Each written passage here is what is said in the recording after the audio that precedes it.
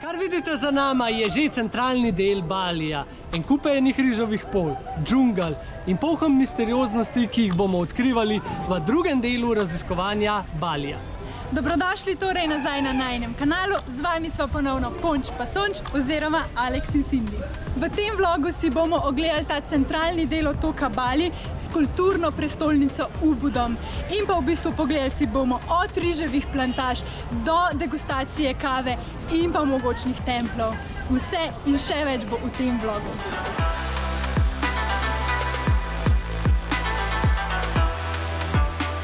Najin voznik naju je pa še prepričal, da se gremo pogledati Barong ples. Gre za tradicionalni balijski ples, ki v bistvu ponazarja bitko med dobrim in slabim duhom, med tigrom in opico. Verjete nekaj zelo podobnega, kar smo gledali že včeraj, ampak je pa zelo tipičen prav za to vasico, v kateri se nahajamo. Pa kar si pa jih bo pogledati.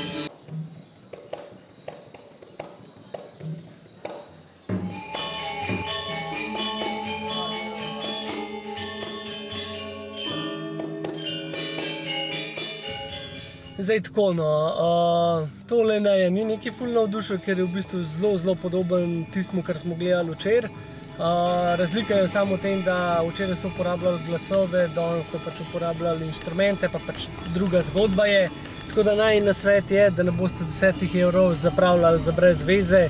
Enega od teh plesov si pojte pogledati, fino pač zaenkrat videti, ne rabite pa videti dveh. Verjetno se tudi sprašujete, kako se najbolj splača voziti po samem Baliju. Zdaj, Bali nima tako dobro razvitega javnega prevoza, kakor sama Java. V bistvu vlakov sploh nimajo, nekaj malega je busov, ampak le te se vozijo pač res ogromen časa, ker so tako veliki. Tako da najboljše možnosti sta nekako dve. Prva je ta, da rentate skuter, pač skuterje lahko rentate že za par evrov na dan, tako da to je tudi verjetno najbolj ugodna možnost. Ampak ja, seveda, morate imeti mednarodno vozniško, ki stane 30 evrov, se mi zdi, pa velja samo 3 mesece tukaj v Indoneziji. Se pa pripravite na kar divjo vožnjo s skuterji, tako da v bistvu, če ne znate voziti motorja, vam to možnost odsvetujeva.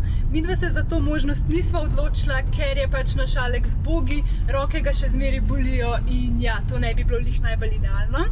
Druga možnost, še zmeraj dosti ugodna, ampak seveda definitivno dražja, pa je, da najamete privatnega voznika. Privaten voznik vas potem praktično cel dan voz okoli, voz vas kamorkoli želite. Se pravi, imate tudi nekako dve možnosti, se pravi, prva je, da ga rentate za pol dneva, za nekje 5 do 6 ur, druga možnost je pa, da ga rentate za cel dan, to pa nekje šteje od 10 do 12 ur. Cene pa se gibljajo tako nekje od 30 do 40 evrov za celodnevni najem privatnega voznika.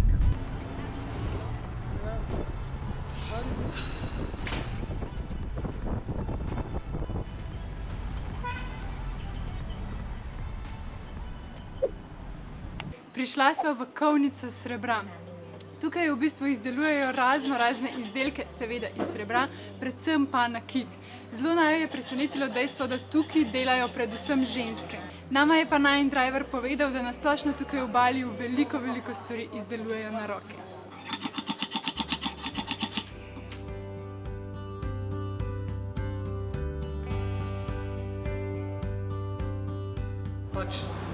Te so čisto nori. A veš, koliko je to namajhen, vse narejen, detaljno, res so tako mojstri, no. Te figurice, ja, so sploh nore. Ja, sploh, ok, tole je še dosti velik, sploh unete male res precizen del, noro dobro. Evo, Ponč, jaz mislim, da je tole en namig. Lahko mi kupiš prsten, da me boš zaročil? To zdaj se že kar namige, kar takole v trgovini daje, ali kaj? Ja, seveda. Ne vem, mislim, da ti hoče najin voznik nekaj povedati, da naj sem pripeljal. Zdaj sva pa prišla do točke potovanja, ki sva ga res čakala. V glavnem v Indoneziji izdelujejo tudi polno kave in tudi zelo posebno kavo, Luwak Coffee, katero greva zdaj v bistvu probati in pa tudi pogledati, kako se izdeluje. And we have also our coffee, so we do like the 2 types of coffee, Arabica and Robusta coffee. So the Arabica, the tree is more short, and the Robusta, the tree is quite high. So for the taste, Arabica is quite stronger, but we do both Arabica and Robusta. Okay. So this the Arabica coffee. They're starting to have a bean of the coffee, yeah, but still green. So we need to wait until coffee getting red. Right, yeah, okay. They just put behind the tree. So the pot of vanilla, they will be coming from that side, and Torej, slavna Luwak kava.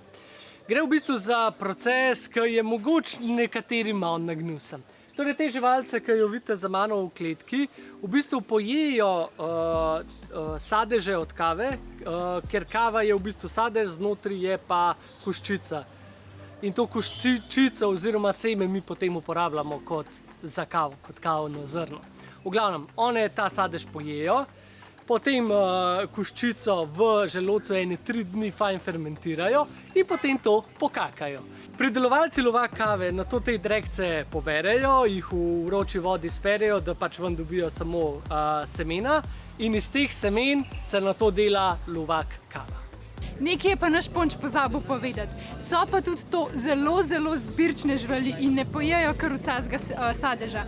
Zbirajo namreč res tiste najbolj zrele, najboljše sadeže, zato je pol posledično tudi kava najboljša. Ne samo, da naj bi bila to najboljša kava na svetu, je tudi absolutno najdražja kava na svetu. Pač morate si zamisliti, koliko v bistvu enega sadja morajo te živalce pojesti in sprocesirati, da mi dobimo potem kilogram semen ven iz njihovega črevesja. Prvi časovno zamudno pa ja, veliko tega rabimo. Imamo pa nekako 2 vrsti pridelave te kave. V bistvu obedve sta delane ročno, pač na roke vse delajo, vse zelo organsko. Razlika je samo v tem, v bistvu, kje se te živalce nahajajo. Zdaj, ena varianta je tukaj v nižinah, kjer so to res zelo velike farme, veliko živali, ki so pač tudi sami živali bolj kot neke farm živali. No, za tako kavo boste odšteli nekje $100 na kilogram kave.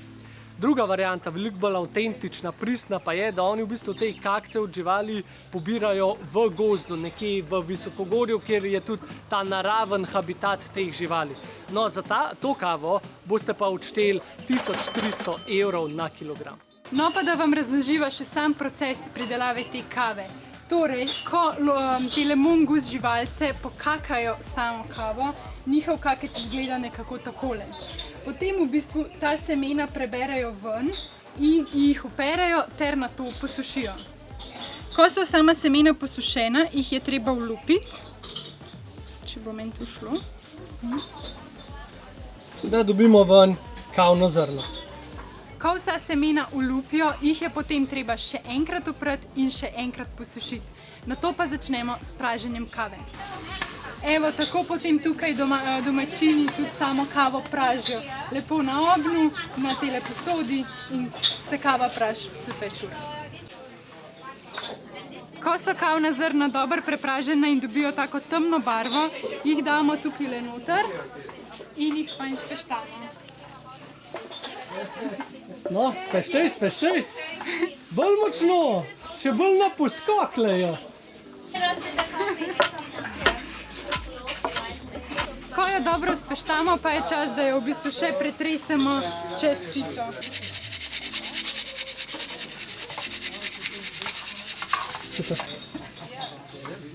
V bistvu dobimo tako zelo fino zmleto kavo in ja, pol tudi ko jo skuhamo, jo kuhamo brez filtra.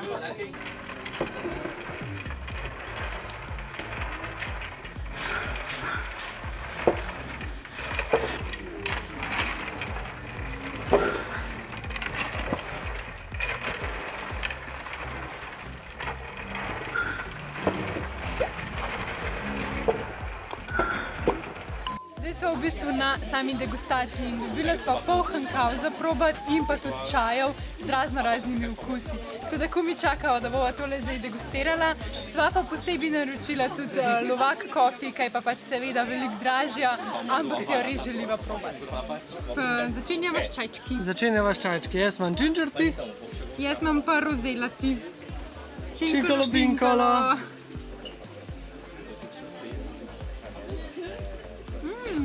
Dobar. Kaj je? Kaj ga je zažgal? Ponča je skoril. Ja, pač ful je smešen zaradi tega, ker oni so itak ful na sladko, ful imajo malo slanga in tudi vse, kar dobiš, je večinoma sladko.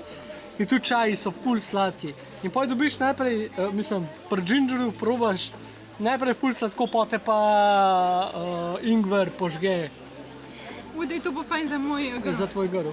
Ta je pa ful tak sladen. Prav zažgej. Naslednja kombinacija limonska trava pa rižev čaj. Jaz pa tega riževega čaja ne maram. Že doma sva ga pila, nekega Ta je japonskega. ful dober. Pa ni bil dober. Vsaka od teh ima neko svojo značilnost. Nekaj je za recimo mangostenje, za proti raku, ginger je za prehlad, tako. Pač za različne, Limonina trava je za gripo, recimo. ja, pač za različne stvari jih uporabljajo. Ta je pa dober. Smrdi drugače. Ja, meni te riževi čaji niso dobri, ne vem. Veš, one japonske smo imela doma. Ja, ni to zame. Zdaj greva pa na kavice. Se pravi, jaz imam balijsko kavo. Jaz imam pa avokadovo kavo. Zdaj se bomo šele sladkali. Jaz imam kakav, Jaz imam pa vaniljevo kavico. činkolo vinkolo. Činkalo, vinkalo. Ta je pa tako malo grenka, ni toliko sladka. Dobar. Tudi tole je zelo pogreni, v bistvu ni to klasičen kakav, kot ga mi poznamo. Prvič verjetno zaradi tega, ker je na vodni osnovi, ne na mlečni. Je pa mečka, se je sladko, ampak malo zagreni. V bistvu je ful dober, mi je tole skolj bolj všeč, veš. Ja. Meni je to dobro, ker ni toliko sladko. Še zadnja pred grand finale, pred Luwak Coffeejem imava še ginseng kavo, se pravi z ginsenga. To je pač neka začimba. Uf.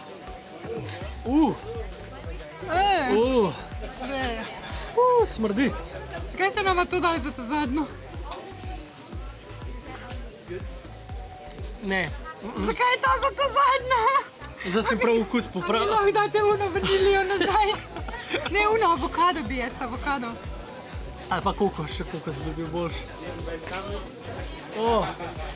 Ma se ni toliko za noč. Ne, ni toliko za nič, ampak po vseh teh pa ne Sam paše. dober pa tudi ni, ja. Evo, kva imaš za finale? Za veliki finale sva si pa naročila Luwak Coffee, oziroma po slovensko naj bi bil prevod Mungos kava, pač od teh živali, se pravi. se Mungos je imenuje kao Mungos. ta žival, ja. Dajmo to probati probaj. zdaj. A kar je, skrta prva. Kar daj. Sam je pa ful vroče, veš. Ja, se je v redu. Diši po kavi.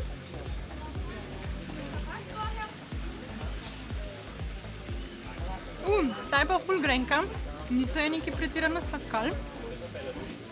Ima pa zelo tak intenziven okus. Kakšna ti je? Zelo intenziven okus. Ja, tako močno.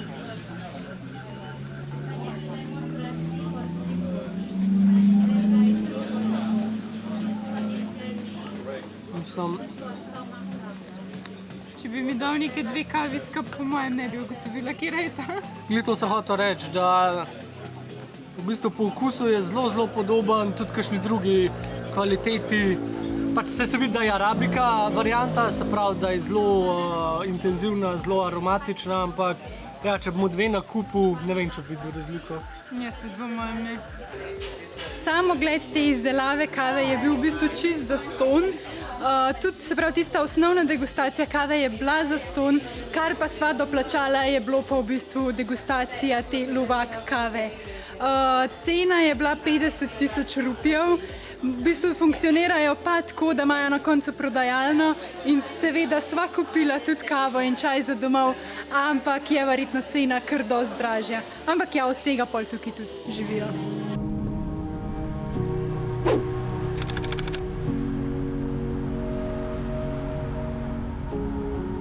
Vmes, ko se pa vozimo, imamo pa cajt za malco. Midva sva najdla tele Bang čokoladce in so pač neverjetno dobre. Imate pa tudi takole z različnimi okusi, se pravi, tale je z mandli. Ful je dobra, takole pa zgleda. Zdaj smo pa prišli do ene take turistične stvari, ene take instagramerske stvari na Baliju.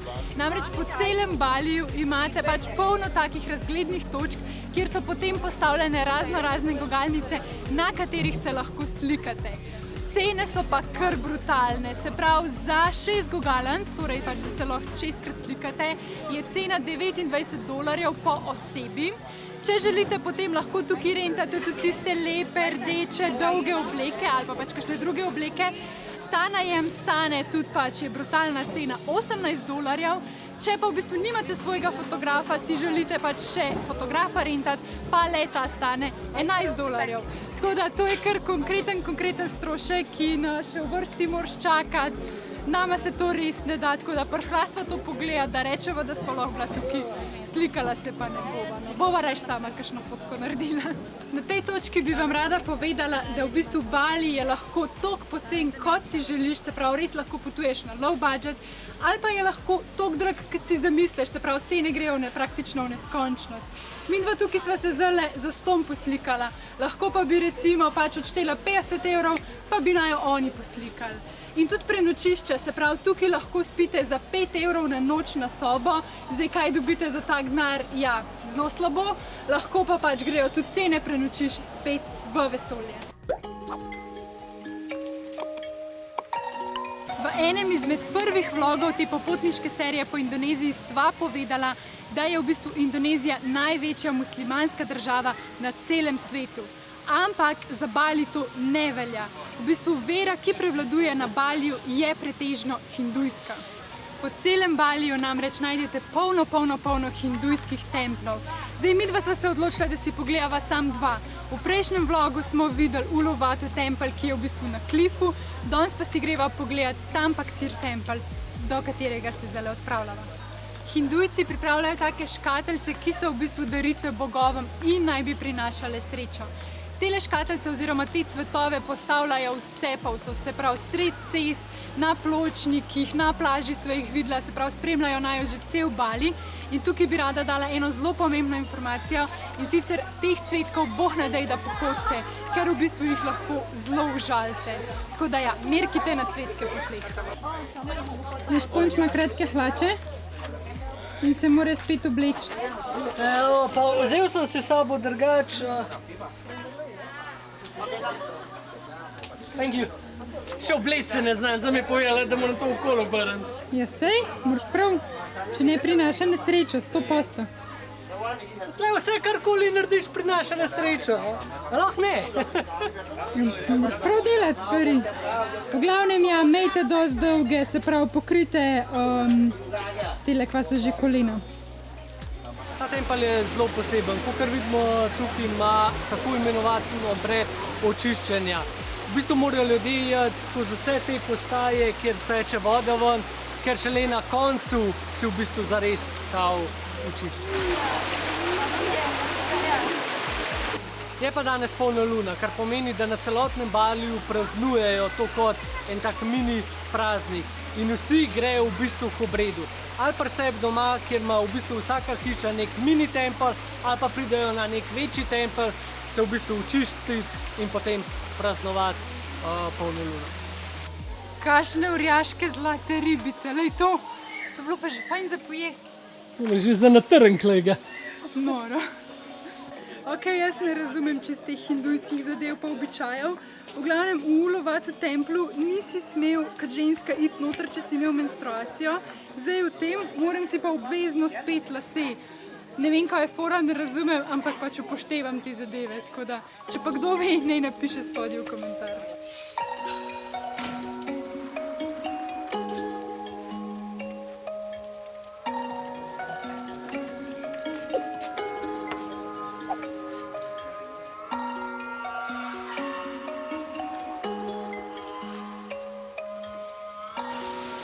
Tegalalang, riževe terase. Verjetno najbolj znan kraj tukaj v bližini Ubuda in ja, pač zdaj v bistvu veste, zakaj Indonezijci pojejo to križa.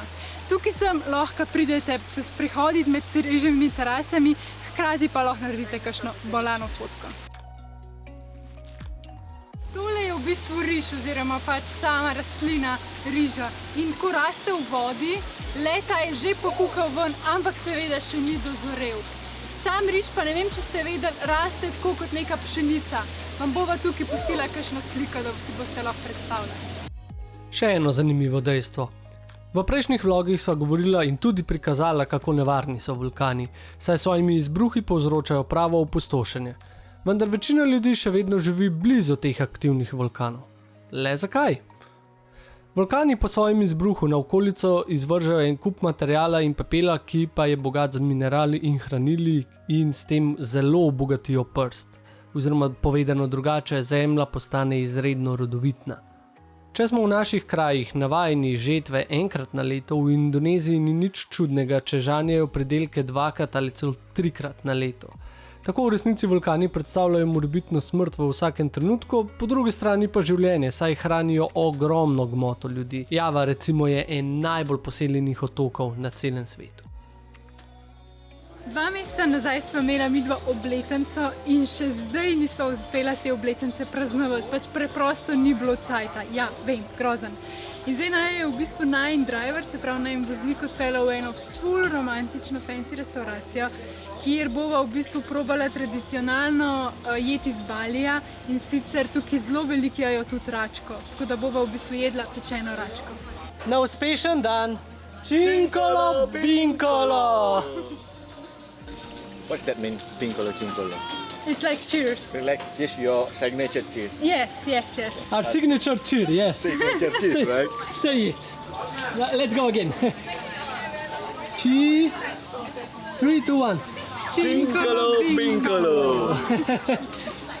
Zdaj bova pa probala še tradicionalno indonezijsko vino, torej lokalno vino. In kakšen je? Tak močen, ful ima tak poln okus, ne vem, kako bi opisala. No, moj vin tabel je pa tako, ful je sladek na vonj, ampak na okus pa niti ne, a ne? Ne, ampak je dober. O, piško, toliko je ne hrane. To bo pa cela pojedina noro. V glavnem ja, jaz imam pečeno račko, ti imaš pa bredet dak oziroma. Se pravi v ocvrto ali nekaj tako v tem smislu. Ja. V moki po mojem. Ja, v teh drobtincah. Tako, v drobtincah. V drobtincah, Tako ja. se reče. Dobar tek. Dobrodošli v Honeymoon Suite. Ja, videla sva se kar odločila, da si za zadnje 2 dni prvošla medeljne tedne, čeprav nisva na medeljnih tednih, in sva si rezervirala Honeymoon Suite Guest House. Glejte to kopalence.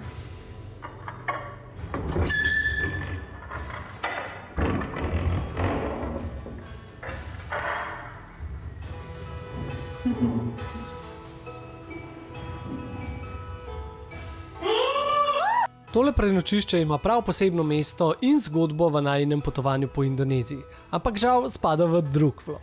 Kaj je bil ta Pončov vrisk in zakaj so sredi noči menjala prenočišče, si bomo pogledali drugič. S to čudno menjavo prenočišča pa se midva za danes tudi poslavljava. V naslednjem vlogu se odpravljamo gledati Opičji gozd in pa v bistvu samo mesto Ubud, ter raziskvala bova kar 2 prečudovita slapova. Vabiva vas, da se naročite na najin YouTube kanal, da ne zamudite nove dogodivščine. Je zastonj pa čist nič ne grize. Pa seveda, všečkajte ta video, zapišite spodaj komentar, kaj vam je bilo v tem videu všeč in pa se vidimo v naslednjem vlogu. Sampai jumpa! Yeah, I keep drowning in those blue eyes, and you can tell me